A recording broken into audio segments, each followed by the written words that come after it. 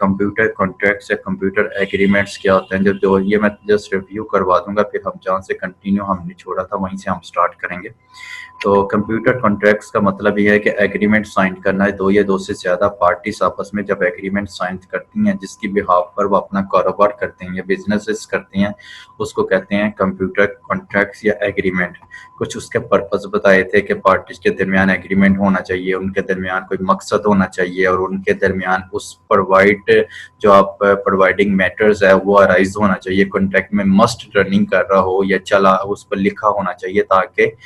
बाद में कोई लाइन ना लिखी हो और आप उसकी बेस पर काम कर रहे हो तो वो आपके लिए नुकसान हो सकती है। उसके बाद कंप्यूटर कॉन्ट्रैक्ट्स को ही मैं कंटिन्यू कर रहा था, जिसमें contracts for the supply of custom build software as the fix price. Custom build software वही सॉफ्टवेयर होते हैं जो कि यूज़र की रिक्वायरमेंट के मुताबिक फुलफिल किए जाते हैं। और पायरेटेड सॉफ्टवेयर जो होते हैं, जो आप दूसरे सॉफ्टवेयर होते हैं जो आप शॉर्ट बेसिस के तौर पर शॉर्ट प्रोजेक्ट होते हैं जिसको आप कंटिन्यू करते हैं। कस्टम बेस पे आप पहले यूज़र के साथ मिलते हैं, उसके साथ सारी डीलिंग करते हैं सॉफ्टवेयर के बारे में। जो भी आप डीलिंग करने के बाद उसको रन करने के से पहले पहले आप एक प्राइस भी फिक्स करवा लेते हैं। तो ये जो कॉन्ट्रैक्ट्स है कस्टम बिल्ड सॉफ्टवेयर के लिए है। तो उसके लिए क्या कॉन्ट्रैक्ट साइन किया जाता है और क्या क्या चीज़ें देखी जाती हैं इसमें कंप्यूटर कॉन्ट्रैक्ट्स में। सब software supplies try to use what are known are standard form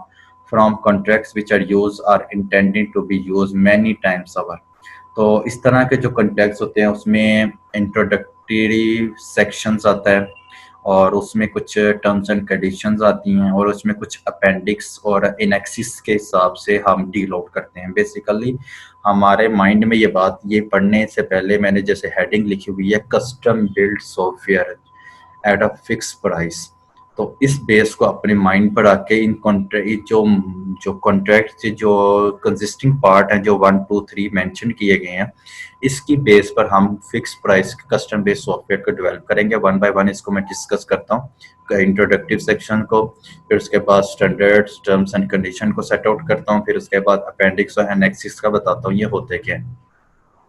I think आपको समझ तो लगी है कि हेडिंग से कि क्या किस बारे में बात होने वाली है। सॉफ्टवेयर से पहले जो आप एग्रीमेंट साइन करते हो यूज़र और जो सॉफ्टवेयर बनाने वाला है उसके साथ जो एग्रीमेंट साइन होता है, उसको जब रिक्वायरमेंट्स बताई जाती हैं तो उसके मुताबिक एक प्राइस फिक्स की जाती है। ये नहीं है कि आपने प्राइस एट द एंड जाके फिक्स करनी है उसके बेस पर के काम तो थोड़ा था पैसे आप ज़्यादा ले रहे हैं। तो ये चीज़ आती है अगर एग्रीमेंट पहले से साइन किया हो, तो फिर जो किस किस्म के जो प्रॉब्लम्स क्रिएट हो सकते हैं वो नहीं आते। ठीक है, वन बाय वन इसको डिस्कस करते हैं। सबसे पहला सेक्शंस है वो इंट्रोडक्टरी सेक्शंस है, जिसमें आप अपने यूजर से रिक्वायरमेंट्स मीट करते हैं और इंट्रोडक्शंस में ये आती हैं कि ये स्टेट करती हैं कि आपकी जो एग्रीमेंट है दो पार्टीज के दरमियान और उनके नेम्स और इनके रजिस्टर्स एड्रेस गिवन हो, ये इंट्रोडक्टरी सेक्शंस में इंक्लूड है। ठीक है, और इसके बाद जो सेकंड पॉइंट है उसमें यह है कि वो जब साइन किए जाते हैं authorised representative of the parties जो इंक्लूड होती हैं आपके एग्रीमेंट में, जो आपके कॉन्ट्रैक्ट में, तो उनके साइन लाजमी होने चाहिए, must sign by that authorised persons या पार्टीज, और डेट भी मेंशन होनी चाहिए कि कब आपने। मैंने आपको लास्ट टाइम भी इसी सब्जेक्ट को कंटिन्यू करते हुए, इसी कंटेंट को कंटिन्यू करते हुए मैंने आपको बताया था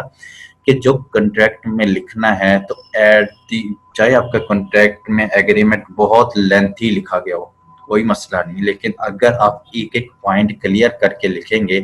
तो एट एंड या मिड में आपको किसी किस्म की परेशानी नहीं होगी। अगर कोई केस उठता है या किसी वजह से आवाज उठती है तो आप वहां पर एग्रीमेंट दिखाकर उसको चुप करवा सकते हैं। तो ये मतलब कहने का ये है कि आप उन चीज में सब कुछ मेंशन करें तो वेल एंड गुड है। ठीक है, जैसे पार्टीज के दरमियान आप एग्रीमेंट में उनका नाम, उनके रजिस्टर्ड एड्रेस, ये पर्सनल इंफॉर्मेशन लिखनी बहुत ज़रूरी हो जाती है, जिसकी बेस पर इंसान वो उसके बारे में पता लग जाता है कि एड्रेस फेक तो नहीं है, वो सारी चीज़ें चेक की जाती है और उसमें कुछ पार्टीज ऐड करवाई जाती हैं जो उसको उस एग्रीमेंट को या उस साइन अथोराइज रिप्रेजेंटेटिव्स होते हैं जो कि उन पार्टीज के साथ सिग्नेचर करते हैं कि हम हाँ जी इनका जिम्मा उठाते हैं। अगर किसी किस्म का कोई लैक आता है तो हम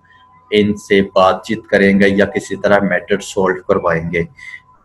अक्सर औकात begins with the set of definitions of terms. It often begins with the set of definitions of terms used in the course of the agreement. Agreement में इस कोर्स के एग्रीमेंट में बास अक्सर जो आता है आपके उस टर्म्स एंड कंडीशन जो आपने प्रोडक्ट की तैयारी करनी है या प्रोडक्ट लॉन्च करना है या प्रोडक्ट डेवलप करना है उसकी डेफिनेशन सेट आउट पहले से ही करके रखते हैं। तो इंट्रोडक्टिव सेक्शन में आपने अपनी प्रोडक्ट का करना क्या है, बनाना क्या है और जो भी टर्म्स एंड कंडीशन है वो पहले से सेट आउट की जाती हैं, उनकी डेफिनेशन पहले से सेट की जाती हैं ताकि ये हम सोच रहे हैं कस्टम मेड सॉफ्टवेयर डेवलपमेंट के हिसाब से सोच रहे हैं। बाकी भी माइंड में चलता जा रहा है दिमाग, लेकिन हम बेसिकली इस पॉइंट पर हम अगर हमारा फोकस हो गया तो बाकी की पार्टी जो बाकी की ऑर्गेनाइजेशन उनमें भी हमारा माइंडसेट बिल्कुल क्लियर कट हो जाएगा। अच्छा, set out either in alphabetic orders like a dictionary or in the order in which they appear in the rest of the contract. The company and the client किसी form में भी हो सकती है, लेकिन जो चीज आप मेंशन करेंगे उसके लाइबल होगा जब सिग्नेचर हो जाती है या डेट मेंशन हो जाती है, नेम मेंशन हो जाता है, एड्रेस मेंशन हो जाता है, रजिस्टर्ड एड्रेस मेंशन हो जाता है, तो फिर आप इन सब चीज़ों के जो भी यहाँ पर टर्म्स एंड कंडीशंस की डेफिनेशंस में फॉल करती है और एग्रीमेंट जो आपने लिखा हुआ है फिर उसकी जिम्मेदारी आप पर होती है। ये नहीं होता कि सिग्नेचर करने से आप फिलहाल 5 पॉइंट्स पर जिम्मेदार हैं, नेक्स्ट 5 पॉइंट्स का आप जिम्मेदारी नहीं। तो जो कुछ लिखा जाएगा सबके जिम्मेदारी होती है, कंसेंसस से ही काम चलता है, इसके बगैर नहीं चलता। नेक्स्ट जो आपका कस्टम बेस्ड सॉफ्टवेयर डेवलपमेंट में जो कंप्यूटर करंट कॉन्ट्रैक्ट्स जो एट अ फिक्स प्राइस पर किए जाते हैं उसकी सेकंड जो कंसिस्टिंग टर्म्स हैं वो है टर्म्स एंड कंडीशंस। जाहिर सी बात है इंट्रोडक्टिव सेक्शंस के बाद आप जब अपने प्रोडक्ट की तैयारी करनी है तो उसमें कुछ रूल्स और रेगुलेशंस आप सेट आउट करते हैं ताकि किसी किस्म की इन फ्यूचर किसी किस्म की लैक या डिस्टर्बेंस पैदा ना हो या किसी का मूड ऑफ हो सकता है या उस प्रोजेक्ट के बारे में लॉस हो रहा हो तो दोनों को इक्वली डिस्ट्रीब्यूट होना चाहिए जो जो पार्टीज इन्वॉल्व होती हैं। ये लॉस की बात भी आ गई। लॉस में जब बास का पार्टीज से कोई हटना चाह रहा तो ज्यादातर यही केस होता है, या तो उस प्रोडक्ट में इंटरेस्ट नहीं होता उसका या वो इसका इसमें या तो उसको दूसरा प्रोडक्ट कोई मिल गया होता है जिसकी बेस पर वो कहता है कि मैं पुराने प्रोडक्ट से मुझे इतनी इनकम आती है और इस प्रोडक्ट से मुझे इससे 2 गुना ज्यादा इनकम आती है तो मैं पिछले प्रोडक्ट को एक्सपेल आउट करना चाह रहा हूँ या उसको टर्मिनेट उसका कॉन्ट्रैक्ट करना चाह रहा हूँ। तो ये टर्म्स एंड कंडीशन वहां पर फॉल करती हैं, ये उस बेस पर फॉल करती हैं जहां पर इस केस में हम वहां से निकलने की कोशिश कर रहे हो या वो हमें उस कंपनी में प्रोडक्ट में लॉस हो रहा तो हम भागने की कोशिश कर रहे हैं, तो तब ये केसेस टर्म्स एंड कंडीशन वहां पर फॉलो की जाती हैं। तो जैसे कि स्लाइड में लिखा है terms and condition are based on that agreement which are implement in that ways it can be a change on every conditions and it's this is implemented on conditions. बात करने का मकसद जो मैंने आपको इससे एक्स्ट्रा बताया वो आप इसमें इंक्लूड कर सकते हैं, लेकिन यहाँ पर जो मेन बात ये कह रहा है कि जो आपने सेट आउट किए होते हैं टर्म्स एंड कंडीशंस वो मे बी उन पार्टीज के दरमियान किसी तरह का तरीकेकार सेट आउट होकर उसको चेंज भी किया जा सकता है, लेकिन रजामंदी पर। उसमें जितने भी पार्टीज हैं एग्रीमेंट दोबारा बन सकता है लेकिन एग्रीमेंट को ब्रीच नहीं किया जा सकता। अगर दोनों पार्टीज अपने लॉसेस पर मुतमिन हैं कि ये लॉसेस हो रहे हैं और हमें इससे नेक्स्ट मूव करना चाहिए और एक नया किस्म का एग्रीमेंट बनाना चाहिए, तो अगर दोनों राजी हैं तो आप 2 पार्टीज अगर इन्वॉल्व हैं और दोनों राजी हैं तो फिर आप इस पर काम कर सकते हैं। लेकिन अगर इस केस में आ जाए कि बात के वहाँ पर बास का चेंजेस के बावजूद भी मसला आए और वहां पर एक बंदा एक पार्टी कंसेस करे दूसरी पार्टी ना करे, तो तब ये जो आपके पास टर्म्स एंड कंडीशंस पहले से मौजूद होती हैं वो फॉल करेंगी और उसकी बेस पर वो दूसरा बंदा सू भी कर सकता है, जिससे प्रॉब्लम क्रिएट हो सकती है और इसका इफेक्ट आपकी उस प्रोडक्ट पर भी पड़ेगा। अच्छा, नेक्स्ट जो थर्ड पॉइंट था वो था सेट ऑफ अपेंडिक्स और एनेक्सिस।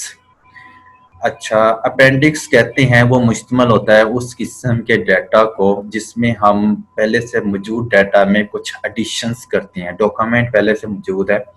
हम उसमें कुछ चीज़ ऐड कर देना, उसको एनेक्स कहते हैं। और अपेंडिक्स कहते हैं कि पहले से मौजूद जो चीज़ है उसमें हम डॉक्यूमेंट में एडिशन करते तो ज़रूर हैं लेकिन करते एट द एंड है। जैसे कि स्लाइड में मेंशन है, an appendix contains data that cannot be placed in the main document and has references in the original copy or files। आप जब प्रोडक्ट डॉक्यूमेंट बन चुका होता है तब आप उसमें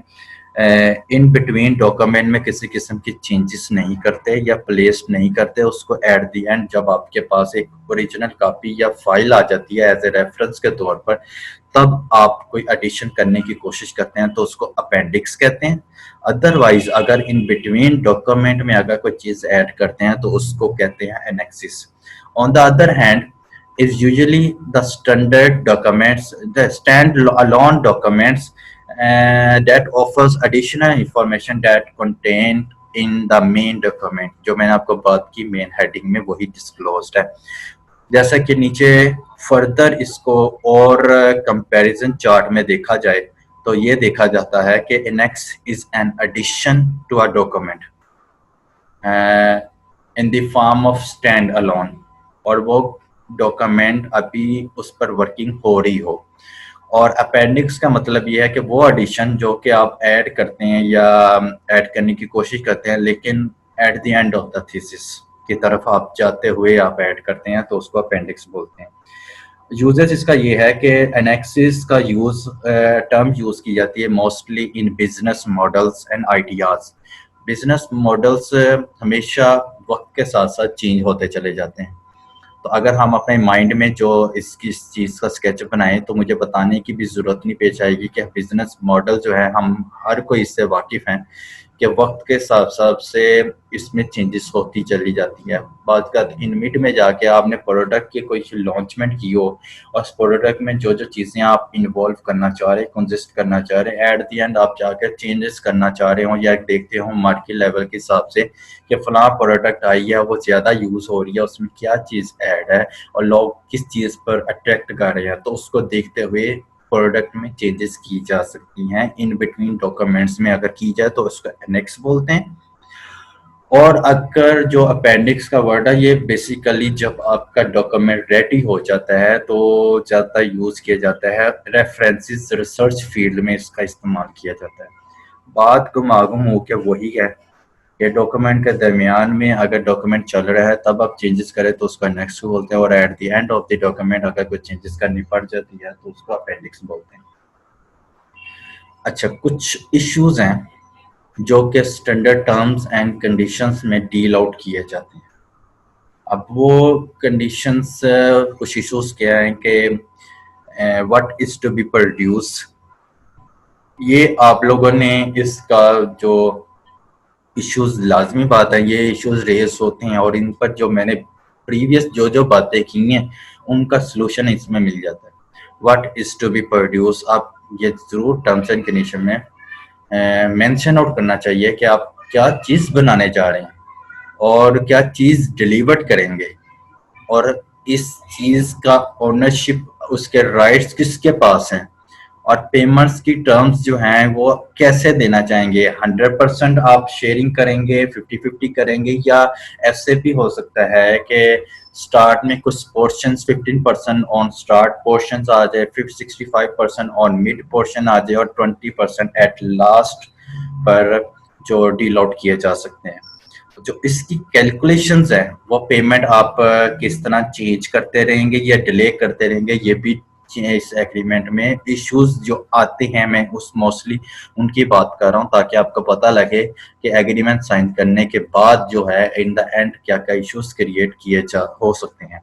पेनल्टी क्लासेस आती हैं, ऑब्लिगेशंस ऑफ द क्लाइंट आ जाते हैं, कुछ स्टैंडर्ड्स और method of the working changes हो सकती हैं, उसके इश्यूज आ सकती हैं, प्रोग्रेस मीटिंग आ सकती है, प्रोजेक्ट के मैनेजर्स जो होते हैं उनमें चेंजेस आ सकती है, वो चेंज हो सकते हैं तो नहीं जा पाते हैं तो पुराने की केसेस में उनको दोबारा सा नए सिरे से समझाया जाता है, फिर उस पर उनकी वर्किंग अपने हिसाब से वो कंटिन्यू करते हैं। तो बहुत से फॉल्स आते हैं, बहुत से इशू क्रिएट होते हैं ड्यूरिंग आपकी प्रोडक्शंस में आफ्टर असाइनिंग द एग्रीमेंट। तो वारंटी और कुछ मेंटेनेंस के भी बहुत इश्यूज क्रिएट होते हैं। टर्मिनेशन ऑफ द कंटेंट जो कि बहुत इंपॉर्टेंट है,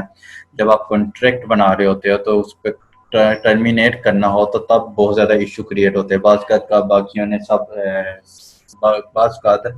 काफ़ी होने थे एग्रीमेंट में ये टर्मिनेट के जो रूल्स और रेगुलेशंस ही नहीं मेंशन किए होते तो लोग आसानी से ब्रीच करके निकल जाते हैं। तो ये जो इश्यूज है मैंने कहा जो भी आप प्रोडक्ट में मेंशन